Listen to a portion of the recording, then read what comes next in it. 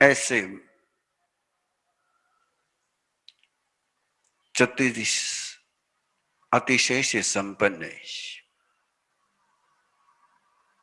जिनके वाणी में एक अनूठा सामर्थ्य है, जिनके देशना में एक अद्भुत सामर्थ्य है। हमने सुना है आज तक रिश्ते गोते में लाते हैं, रिश्ते उलझा देते हैं, रिश्ते परेशान करते हैं। लेकिन प्रभु रिश्ते के उस आयाम को भी जानते हैं, रिश्ते के उस डायमेंशन में जीने के लिए भी बात करते हैं।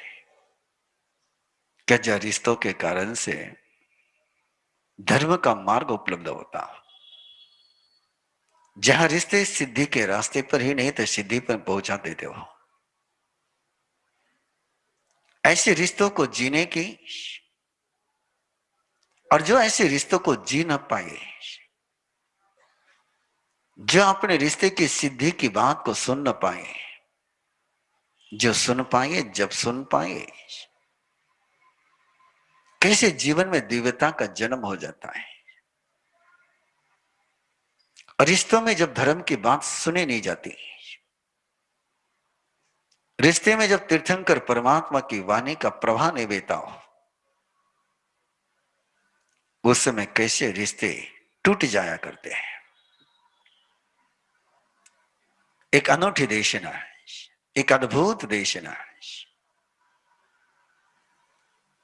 कैसे धर्म के आधार पर रिश्ते जुड़ते हैं और कैसे धर्म से दूर होकर के रिश्ते टूट जाते हैं।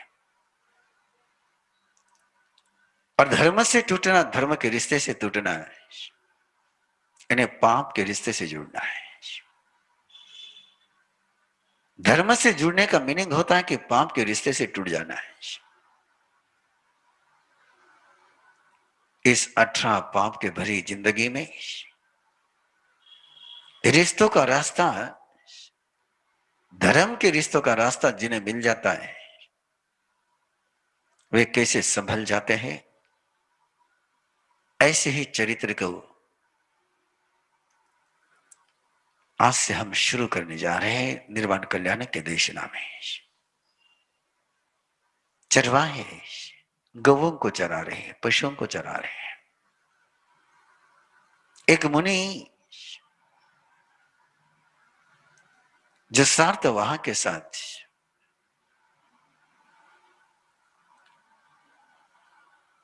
यात्रा में चला हुआ था, गोत्री के लिए जब गया तो रास्ता भटक गया है, वापस दल के इस जगह पर पहुंच न पाया है। भूख प्यास से क्लांत हुआ है, ऐसी जगह पर पहुंचा, धूप से परेशान, थक गया था, एक पेड़ के नीचे बैठा है। एक सहज मन की करुणा होती है, किसी को दुख देख करके उसका दुख दूर करने की। वे ग्वालाए, वे चरवाहे उस मुनि को नहीं जानते थे, लेकिन मुनि के परेशानी को उन्होंने देखा, मुनि के दुख को उन्होंने देखा है, मुनि की पीड़ा को जिसने देखा है। किसी की पीड़ा को समझना, किसी की पीड़ा को दूर करने का प्रयास करना है,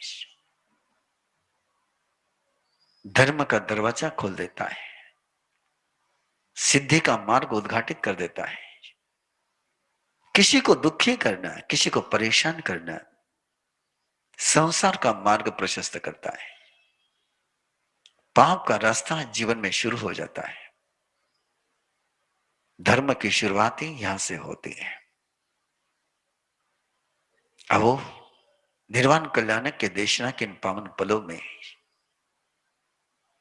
हम एक तय करें कि मेरे कारण से किसी की आंखों में आंसू नहीं आएंगे,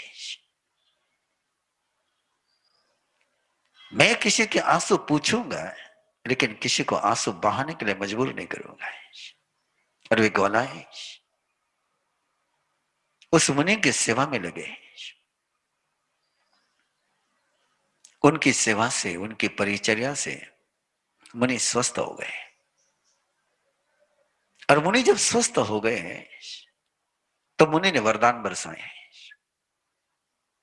अनूठे वरदान बरसाए।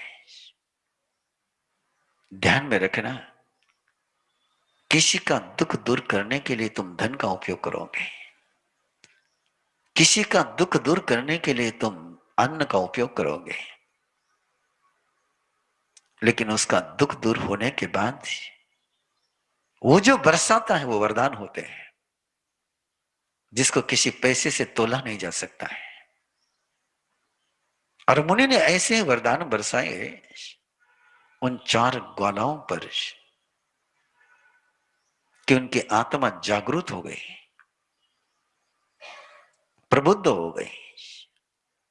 उन्हें लगा हमने तो इनको दूध दिया, इन्होंने हमें परमात्मा का अमृत दिया है। और ये चारों ही ग्वालवाला, ये चारों ही चरवाहे आश्चर्य है। गौओं को चराने के बजाय, जिंदगी को चराने में और किसी के पीछे दौड़ने के बजाय स्वयं की यात्रा में संयम की राह पर चल पड़े। और संयम की राह पर चलते हुए दो दो मुनियों के मन में अपने कपड़ों को लेकर के, गंदगी को लेकर के, मन को लेकर के मन में घृणा का भाव आ गया है। मन में थोड़ी सी जुगुप्सा हो गई, लेकिन जुगुप्सा के साथ भी वो संयम की साधना करते रहे। देवलोक में गए और वहां से जो उनकी यात्रा शुरू हुई उन चारों की, उसमें 2 अलग हो गए। वे 2 अलग हो गए। जिन्होंने जुगुप्सा नहीं करी थी उनकी यात्रा कुछ धर्म के रास्ते पर ही चली। जिन्होंने जुगुप्सा नहीं करी वे अगले जन्म में देवलोक का आयुष्य पूर्ण कर फिर धरती पर आए थे। और 4 और दोस्तों को अपने साथ जुड़ करके 6 लोग फिर धर्म की साधना में आगे बढ़ते हैं। लेकिन पहला अध्याय है उन 2 का और अगला अध्याय उन 6 का। ये 2 वहां का आयुष्य पूर्ण कर, देवलोक का आयुष्य पूर्ण कर एक सृष्टि के घर पर उसके दासी के कुखरी से जन्म लेते हैं। दास पुत्र के रूप में यात्रा शुरू होती है। और वहां से जो दास पुत्र के रूप में, युगल के रूप में यात्रा शुरू हो गई, वो निरंतर चलती रही, 5 जन्मों तक चलती रही। एक रिश्तों की ऐसी अनूठी कहानी, एक अद्भुत कहानी कि जो जन्म जन्म में भी साथ देते हैं। लेकिन एक छोटी सी भूल फिर हो जाती है। एक बार वे चित्त और संभूत के रूप में जी रहे थे 5वें जन्म में। एक चंडाल के घर में उन्होंने जन्म लिया था। सुंदर रूप था, कला थी, गायन था। चंडाल के कुल में जन्म लिया, लेकिन चंडाल बहुत श्रीमंत था। एक बार राजा का मंत्री से कोई भूल हो गई, जिसका नाम नमोची था। उस मंत्री को राजा ने गुस्से में आकर के मौत की सजा दे दी। और मौत की सजा, फांसी की सजा देने का दायित्व तो इस चित्त और संभूति के पिता पर था। उसको फांसी के लिए लेकर जब जा रहा था तो उसके मन में अपने बेटों को लेकर के एक भावना जन्मी, मेरे बेटे मेरे घर में जन्मे हैं, लेकिन उनके अंदर प्रतिभा है, उनके अंदर एक कला है, उस प्रतिभा को निखारने वाला कोई नहीं है। यदि मेरे बेटों की प्रतिभा को कोई निखारने वाला मिल जाए तो मेरे बेटे जीवन के सर्वश्रेष्ठ शिखर को छू सकते हैं। और इसी अंदर की भावना से संवेदित होता हुआ उसने जिसको फांसी की सजा देनी थी उस नमूचे से बात करी, मैं तुम्हें बचा सकता हूं, बस एक शर्त है कि तुम मेरे घर में रहोगे, छिप करके रहोगे, तुम्हारी जिंदगी भी रहेगी, तुम्हें जिंदगी का सुख भी मिलेगा। बस एक शर्त है, मेरे बच्चों को तुम पढ़ाओगे, मेरे बच्चों को तुम विद्वान बनाओगे। और मौत के सामने आदमी क्या नहीं स्वीकार करता है, नमूचे ने स्वीकार किया। इसको कहते एक दूसरे का लाभ, उसकी जिंदगी बच गई और बच्चों की जिंदगी संवर गई। यह परस्पर सहयोग का सूत्र है। लेकिन इस परस्पर के सहयोग के सूत्र में जब ईमानदारी नहीं रहती है, जब प्रामाणिकता नहीं रहती है, तो कैसा एक दावानल सुलगता है। नमुची मौत से बचकर के वहां रहते हुए चित्त और संबुद्धि को सिखा रहा है। चित्त और संबुद्धि सीख करके होशियार बन रहे हैं, लेकिन सिखाते सिखाते चित्त और संबुद्धि के मां के साथ उसके अवैध संबंध हो गए। वो चंडाल पत्नी के साथ वो वासना के दलदल में धस गया। और चंडाल ने जब ये देखा है, उसे लगा ये तो नालायक है, इसकी मैंने जान बचाई और जिस थाली में खा रहा उसी थाली में छेद कर रहा है, ये जीने लायक नहीं है। इसको आपने ज्ञान तो है लेकिन चरित्र इसके पास नहीं है, बुद्धि तो है लेकिन सिल नहीं है। और जिसके पास सिल नहीं होता उसकी बुद्धि उसी के लिए शाप बन जाती है। उस नमन को उस चंडाल ने मारने का तय किया, लेकिन चित्त और संभूति जो उसके बेटे थे, उनके मन में अपने गुरु के प्रति एक कृतज्ञता का भाव कि जिन्होंने हमें ज्ञान दिया, जिन्होंने हमें समर्थ बनाया, उनकी गलती हुई है लेकिन गलती की सजा उनको नहीं मिलनी चाहिए, उनको बचाना है।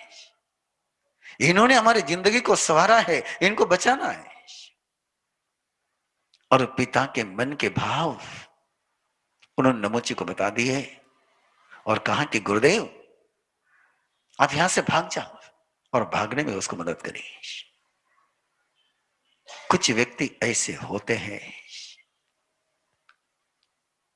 जिन्हें उपकारी कभी उपकारी नजर नहीं आते, और ऐसा ही नमोची चित्त संभूति जवान हो गए। उन्होंने अपने एक मंडली बनाई, ग्रुप बनाया है। नगरी में उत्सव हो रहा था और उत्सव में अपनी मंडली को लेकर के वहां पहुंचे, कला बताई और उनकी गीत कला, उनका नूतन गायन संगीत सुन करके सारी भीड़ उनके पास दौड़ी आ गई। सारी भीड़ वहां जाकर के देखते हुए लोगों के मन में ईर्ष्या जन्म गई, दूसरे कलाकारों के मन में ईर्ष्या जन्म गई।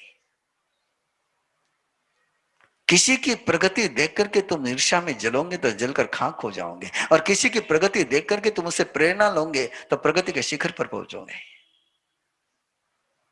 उन्होंने जाकर के पूछा तुम कौन हो,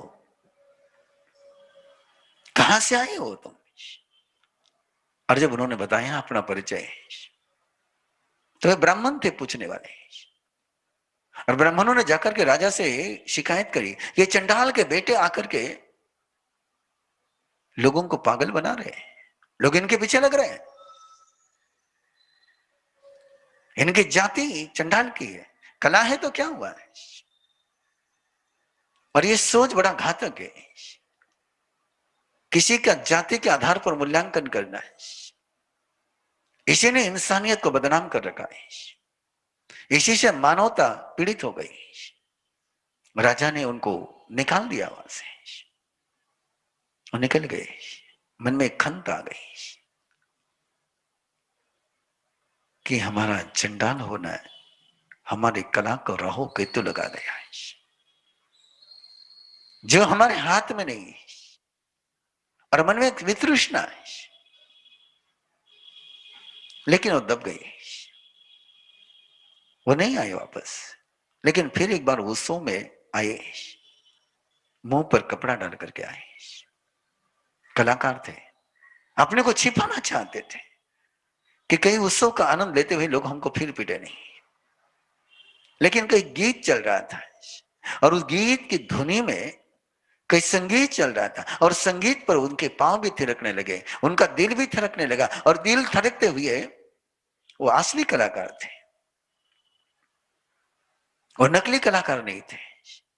जैसे संगीत की आवाज सुनी तो उनके मुंह से गीत की स्वर लहरियां निकल पड़ी, और जैसे उनके मुंह से गीत की स्वर लहरियां निकल पड़ी, सारे लोग उनके पास इकट्ठा हो गए। वे भी मस्ती में गाने लगे। लेकिन किसी ने देखा कि इनका मुंह छिपा हुआ क्यों है। उनकी नकाब उतारी और देखा ये तो वही चंडाल के बेटे हैं। और चंडाल के बेटों को फिर वो पीटना शुरू किया। ऐसा मारा कि बेहोश हो गया। कमाल हो गई, एक कला के बदले में अपराधी का व्यवहार। और चित्त संभूति का लगा नहीं।